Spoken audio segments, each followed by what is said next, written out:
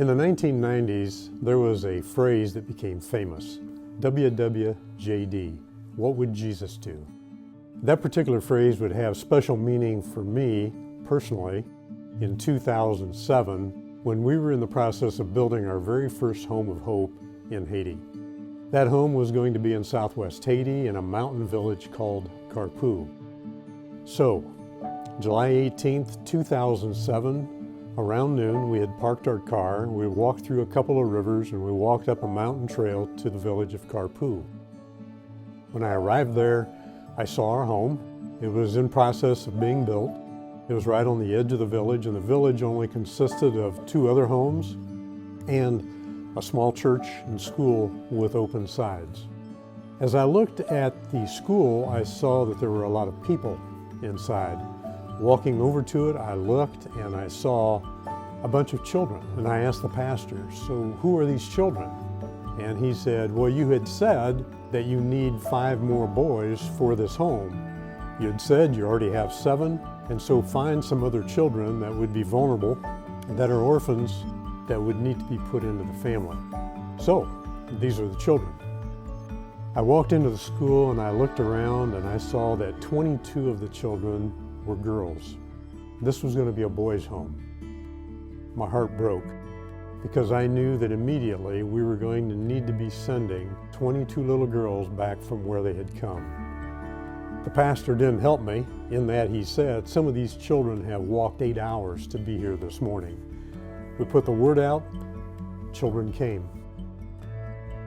I watched as these 22 little girls were given the message that they weren't going to be included in the interview process, and this wasn't going to be their home. We watched as they went down the mountain trail, heading back to wherever it was that they came from, knowing that they had been rejected.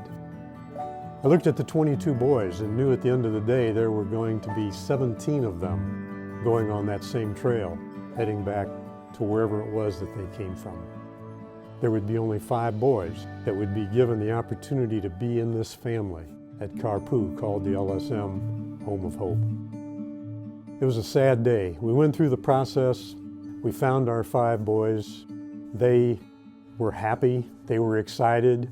They knew that they were going to have the opportunity to have food, clothing, shelter, health care, and education. Most importantly, they were going to have a God-fearing family that was going to give them the gospel of Jesus Christ. And so it was, on that day, that 12 boys became a part of this family at Kpoux, our very first Home of Hope family. We were excited about that. But my heart was still torn. My heart was still broken. On that day, up there in the mountain village of Kpoux, I thought about a Bible verse. And it was in St. John chapter 14, it was verse 18, where Jesus himself said, I will not leave you comfortless or as orphans. I will come to you.